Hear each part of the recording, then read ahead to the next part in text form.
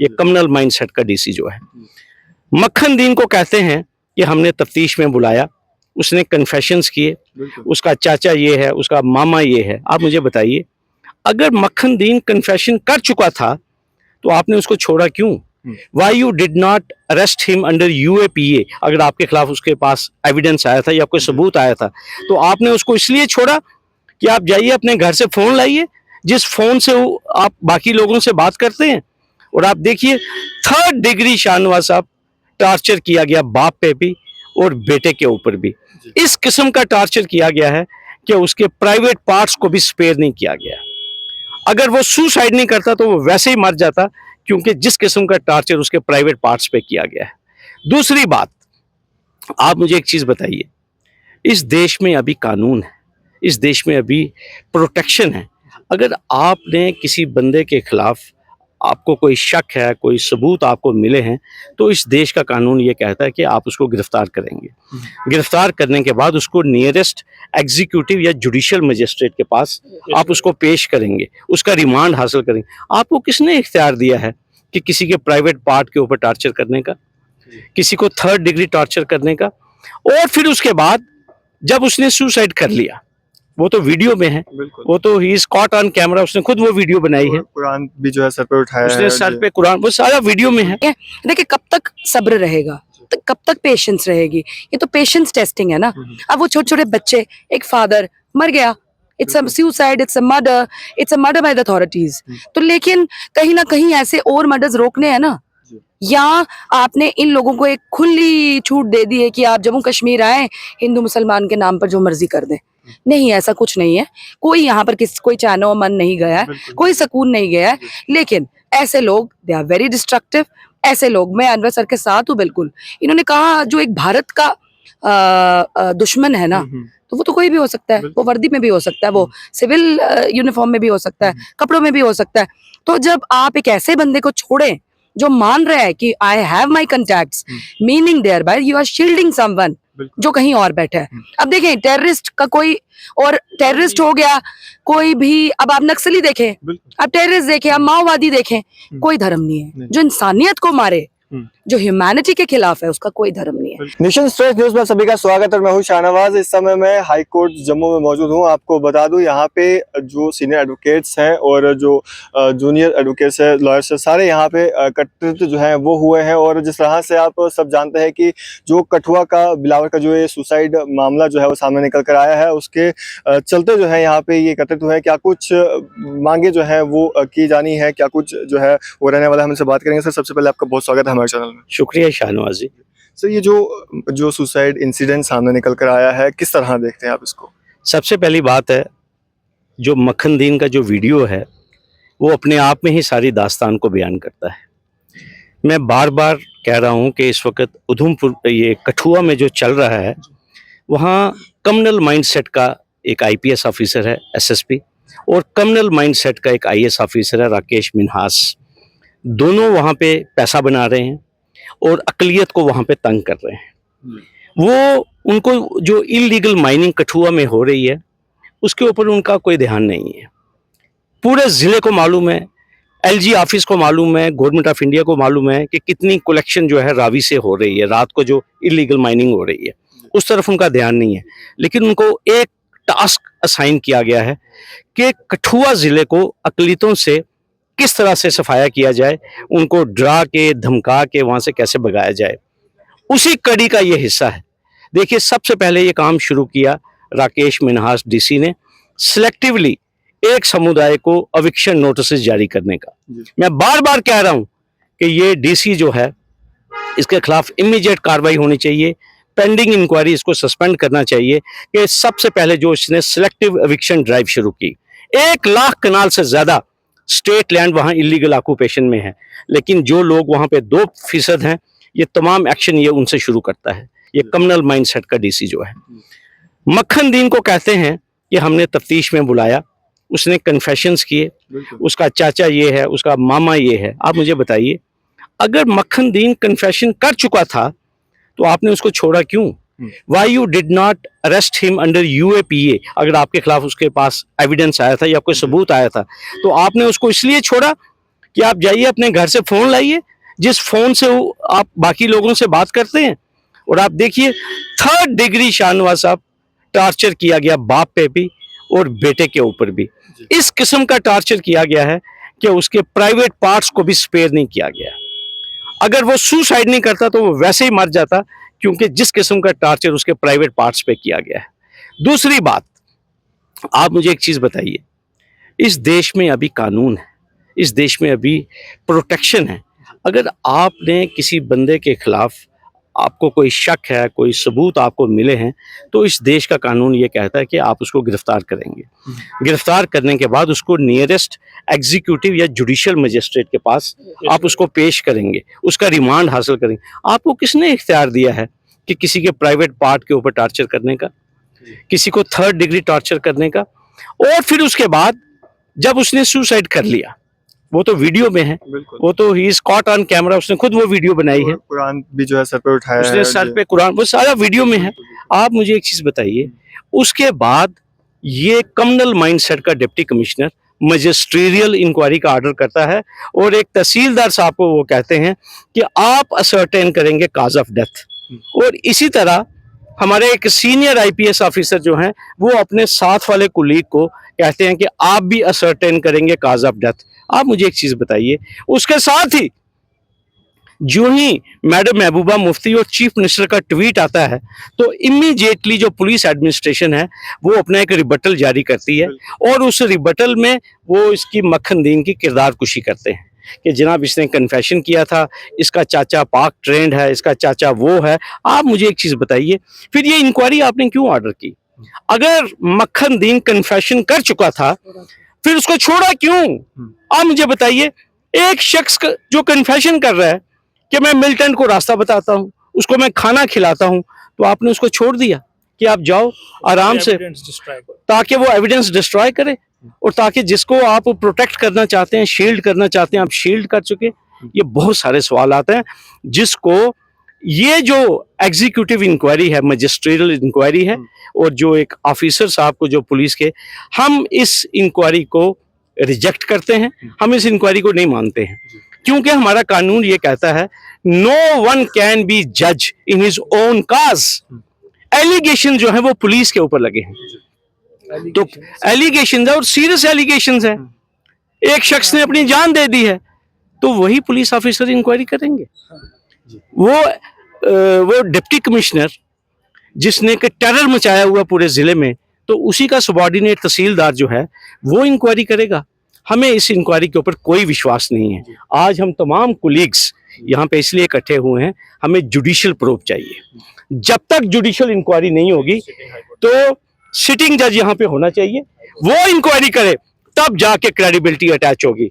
और इसके ऊपर लॉ बिल्कुल क्लियर है, सुप्रीम कोर्ट ने बार बार कह दिया है, जब कभी फेक एनकाउंटर का केस हो, जब कस्टोडियल टॉर्चर का केस हो, तो पुलिस की इंक्वायरी नहीं चलेगी, इम्पार्शियल और इंडिपेंडेंट इंक्वायरी चलेगी। इसलिए हम तमाम साथी ये एलजी साहब से डिमांड कर रहे हैं कि एक सिटिंग जज जो है हमारे हाई कोर्ट के, वो इसकी इंक्वायरी करें, और ये इंक्वायरी टाइम बाउंड होनी चाहिए। और अगर ये इंक्वायरी ऑर्डर नहीं हुई, तो इसी इंसाफ के मंदिर का दरवाजा जो है हम खटखटाएंगे, और हमारी जो पूरी ये लीगल टीम है, ये पूरे उस मामले में पेश होगी।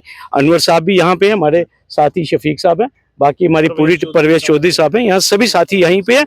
और ये हम मतनब्बा करना चाहते हैं जिला कठुआ के एडमिनिस्ट्रेशन को कि ये जो जिस एजेंडे के ऊपर ये काम कर रहे हैं, हमारी पूरी नजर उसके ऊपर है। मैं अपने चीफ मिनिस्टर उमर अब्दुल्ला साहब से मैं गुजारिश करूंगा कि ये जो कम्युनल माइंडसेट का डीसी और ये जो कम्युनल माइंडसेट का आईपीएस ऑफिसर एसएसपी, इनको फौरन सस्पेंड किया जाए पेंडिंग इंक्वायरी।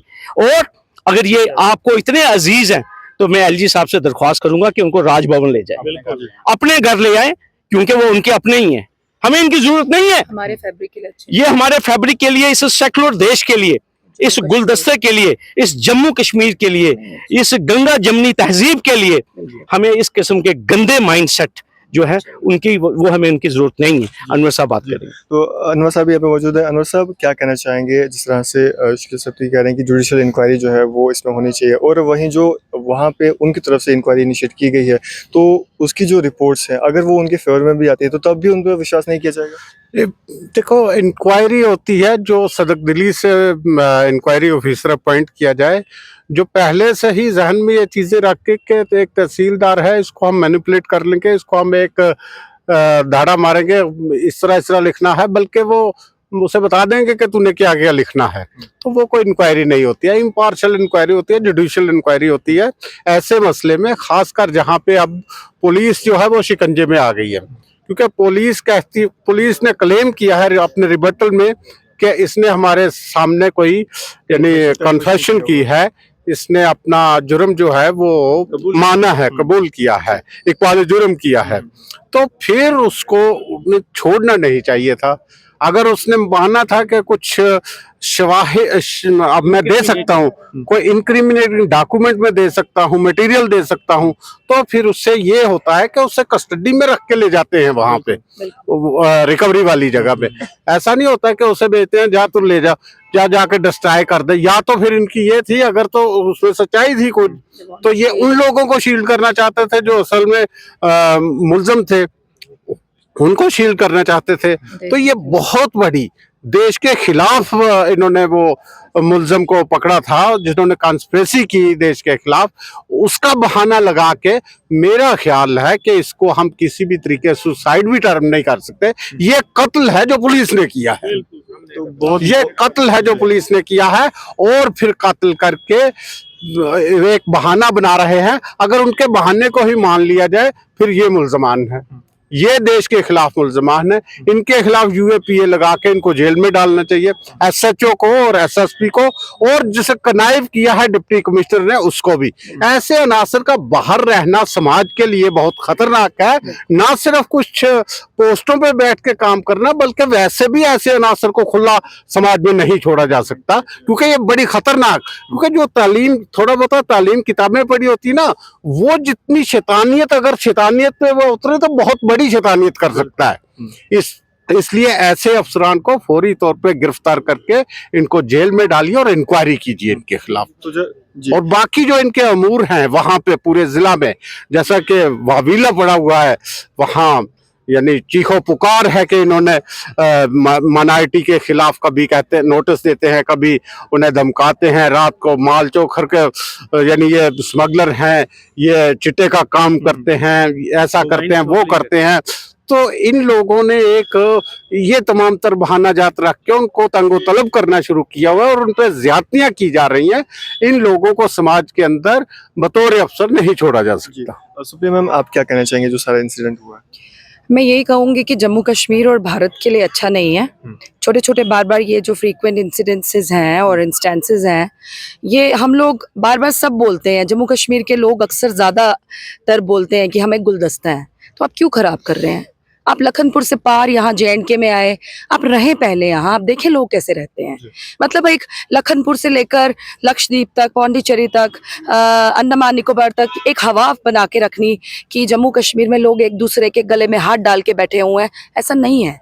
तो ये जो अफसरान हैं ये आए हैं, मुझे लगता है यहाँ की एडमिनिस्ट्रेशन का अब बहुत बड़ा दायित्व बनता है ऐसे लोगों को रूट आउट करना, क्योंकि जम्मू कश्मीर के लिए अच्छा नहीं है। देखिए कब तक सब्र रहेगा, तो कब तक पेशेंस रहेगी? ये तो पेशेंस टेस्टिंग है ना। अब वो छोटे छोटे बच्चे, एक फादर मर गया, it's a suicide, it's a murder by the authorities. तो लेकिन कहीं ना कहीं ऐसे और मर्डर्स रोकने हैं ना, या आपने इन लोगों को एक खुली छूट दे दी है कि आप जम्मू कश्मीर आए, हिंदू मुसलमान के नाम पर जो मर्जी कर दें। नहीं, ऐसा कुछ नहीं है।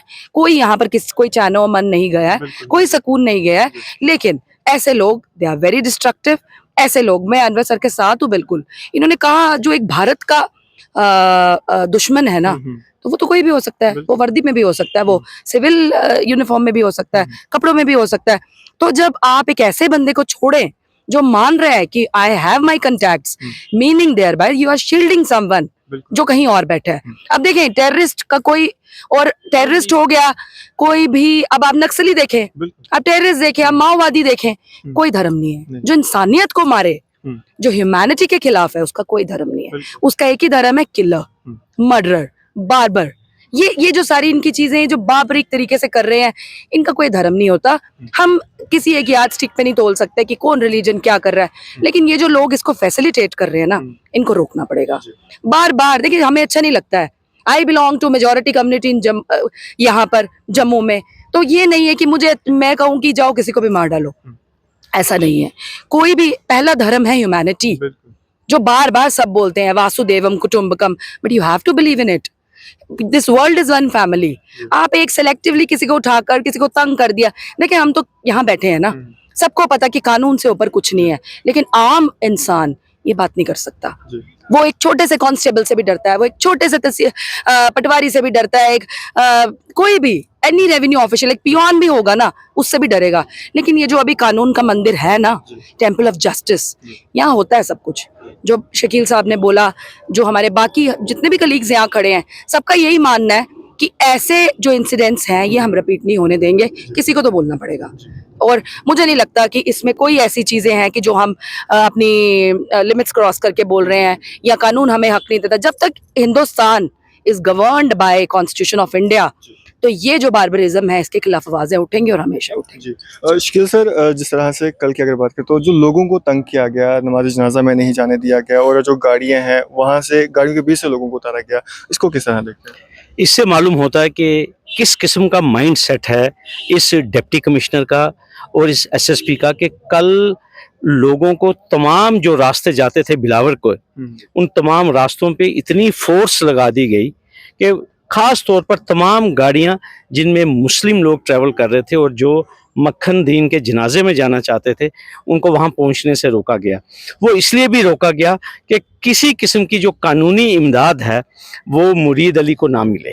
देखिए, मैं आपको एक चीज़ कहना चाहता हूँ कि ये इंटरनेट की सर्विसेज भी वहाँ बंद की गई, ठीक है। और आपको पता है कि सुप्रीम कोर्ट की हिदायत हैं कि आपने जब भी इंटरनेट को स्नैप करना है तो आपने सोशल मीडिया पे पब्लिक को इन्फॉर्म करना है। मुझे कहीं पे भी डिप्टी कमिश्नर कठुआ का या एडीसी बिलावर का, हमारे किसी साथी ने वो ऐसा ऑर्डर हमने नहीं देखा। ये सुप्रीम कोर्ट की भी वायलेशन है। मैं आपको बार बार एक चीज़ कहूँगा शाहनवाज साहब, माइनॉरिटीज़ कठुआ में सेफ नहीं है। मैं खुल के कहना चाहता हूँ, वहाँ पे डिक्टेटरशिप चल रही है, वहाँ मार्शल लॉ चला रहे हैं ये कम्युनल माइंडसेट का डिप्टी कमिश्नर, जिसको जो land grabbing by land mafia, उसके लिए उसके पास वक्त नहीं है। जो रात को वहाँ पे जो माइनिंग हो रही है, जो पंजाब का माफिया, हरियाणा का माफिया, जो यहाँ पे माफिया करोड़ों रुपया का जो खनन कर रहा है रावी में, वहाँ पे करप्शन रोकने के लिए वो, उसके लिए फुर्सत नहीं है इस आईपीएस ऑफिसर को। लेकिन मुझे बड़े अफसोस से कहना पड़ता है कि कल शाम को एक तरफ उसका जनाजा हो रहा था और दूसरी तरफ ये आईपीएस ऑफिसर ये पार्टी में सेलिब्रेशन कर रहा था कि हमने बहुत बड़ा मिशन जो है वो हमने एकम्प्लिश कर दिया। एक मासूम लड़के को जिसने इनके टॉर्चर की वजह से अपने प्राण दे दिए, उसका जश्न मनाया। इस किस्म की ये करप्ट ब्यूरोक्रेसी, इनको शेम आनी चाहिए, इनको शर्म आनी चाहिए। और मैं दोबारा आपको ये चीज़ कहना चाहता हूँ कि मैं एलजी साहब से दरख्वास्त करता हूँ, मेहरबानी करके इस किस्म के इनको जिला कठुआ से हटाएं। हमें इनको जम्मू कश्मीर से ले जाएं, इनको ले जाएं किसी और जगह ले जाएं, या इनको अपने राजभवन में रखें, वहां बैठ के ये प्लान बनाएं कि इन्होंने किस तरह से लोगों को टारगेट करना है। लेकिन ये ग्राउंड के ऊपर मुकम्मल तौर पर फेल हो चुके हैं, लोगों का विश्वास ये खो चुके हैं। इनके खिलाफ सख्त से सख्त कार्रवाई होनी चाहिए। और हम एमएलए जो बनी है डॉक्टर रमेश्वर, हम उनका शुक्रिया अदा करते हैं, जो कल उन्होंने फ्रंट फुट पे खेला है। हमारी दुआएं उनके साथ हैं। और ये जो दो ऑफिसरान हैं, आप देखिएगा इनका क्या हाल होगा। इनको उस गरीब की, उसकी मासूम की बददुआएं लगेंगी, ये तबाह बर्बाद हो जाएंगी। उसकी जो मासूम बच्चियां हैं, उसकी जो बेवा है, उनकी बददुआ लगेगी। और आप देखेंगे कि खालिक कायनात की भी इनको बददुआ लगेगी। और मैं आखिर में तमाम जम्मू कश्मीर के अमन पसंद अवाम की तरफ से अपने एलजी साहब से ये दरख्वास्त करूंगा कि पेंडिंग इंक्वायरी इन दोनों डेलिंक्वेंट ऑफिसर्स को सस्पेंड किया जाए। चलिए शुक्रिया हमारे से बातचीत करने के लिए। शुक्रिया आपका। जी। तो ये देख सकते हैं आप किस तरह से जम्मू हाई कोर्ट के बाहर जो है यहाँ पे एडवोकेट्स के द्वारा जो है उस परिवार के साथ जो है वो सॉलिडारिटी जो है वो पेश की गई है और जुडिशियल इंक्वायरी जो है उसकी मांग की गई है। और जो सारा इंसिडेंट हुआ आप लोगों की उस पर क्या राय है, आप लोग भी अपनी राय कमेंट्स बॉक्स में जरूर दीजिएगा और इस तरह के अपडेट्स के लिए जुड़े रहें और देखते रहे नेशन स्टूडेंट न्यूज़।